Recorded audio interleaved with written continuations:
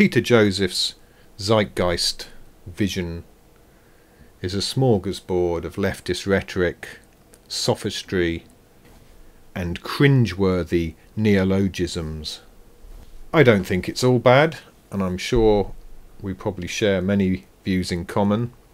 And I do think technology will continue to play a huge role in making our lives more pleasant, less laborious, and perhaps, yes, it will move us towards a future of abundance, where people don't have to work hard or struggle for the basics, such as food and shelter. But let's have a look at the various claims that Peter Joseph makes in his review. He says the market creates the state. I don't believe this. There are numerous examples of societies existing with rather similar common laws in which there is markets, private property and so forth, and in which the state has not formed. In fact, I think it takes some very specific social conditions to produce the state, either a very powerful and violent militaristic force that imposes its will on the masses, and failing that, a prolific volume of propaganda and buy-in of the common people to what the rulers offer. It's not the market that produces the state, it's the guns of the criminals and the complicity of the ordinary person. When those are present, you could get a state.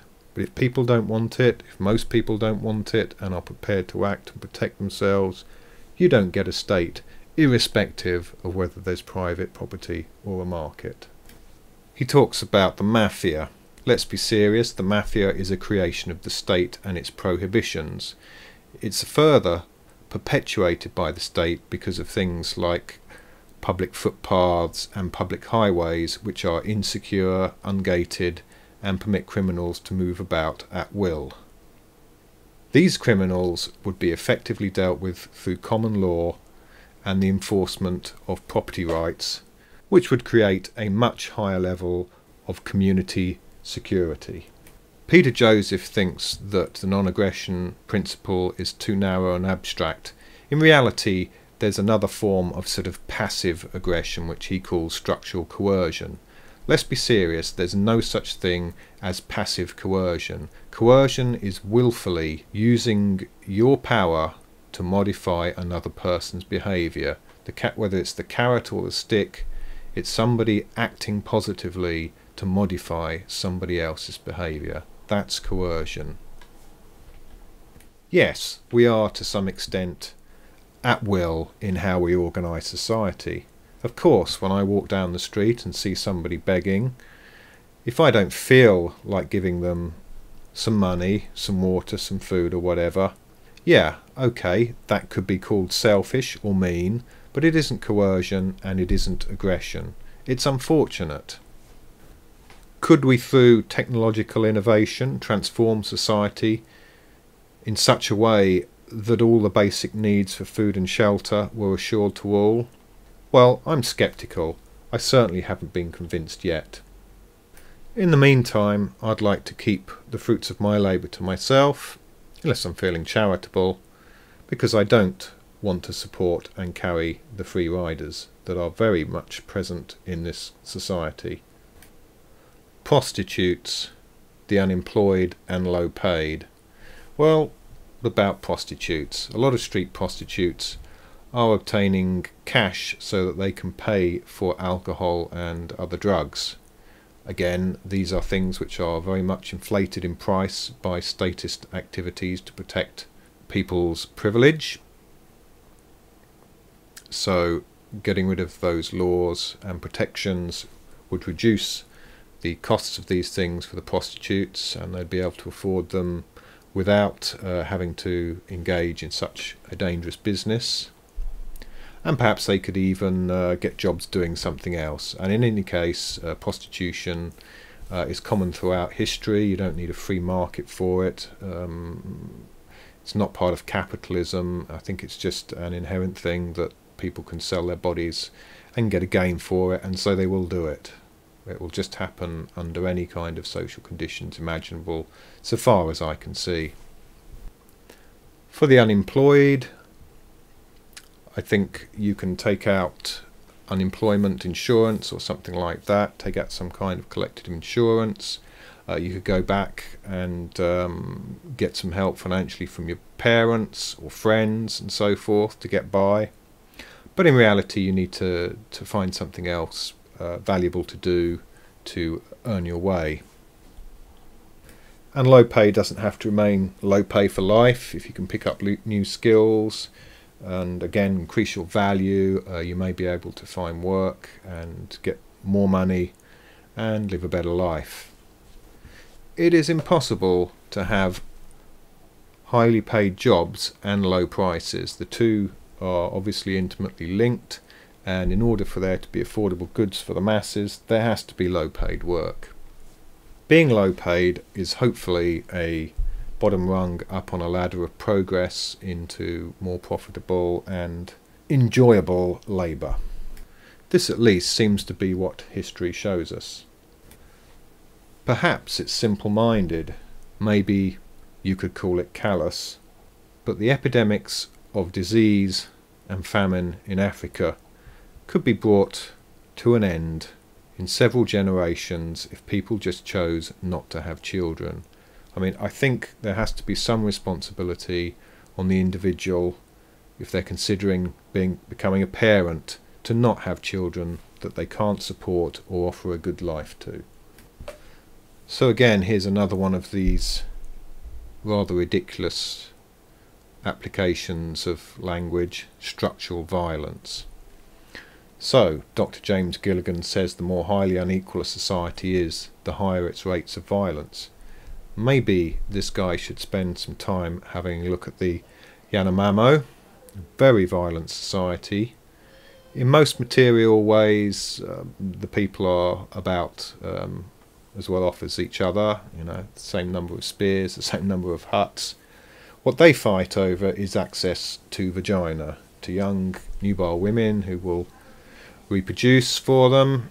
I don't see a way of the Zeitgeist movement getting rid of this problem. Perhaps they're going to clone multiple sort of dumb women just for sex purposes without brains or something.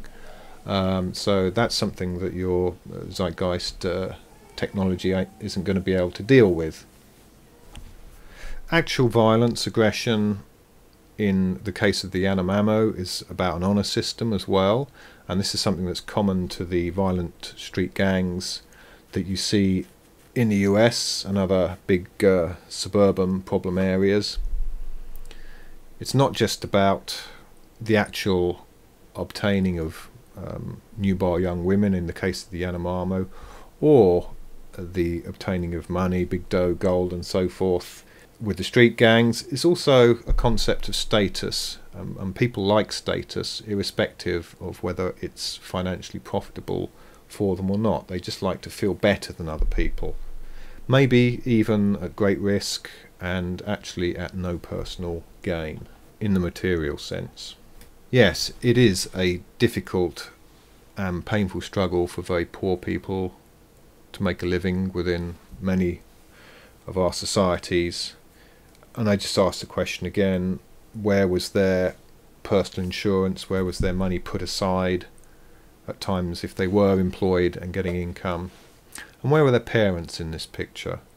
Where was their money? Where was their providing an adequate life for their children? So Jerry Muller says inequality is an inevitable product of capitalist activity. How do you unpick the various factors that contribute to material inequality?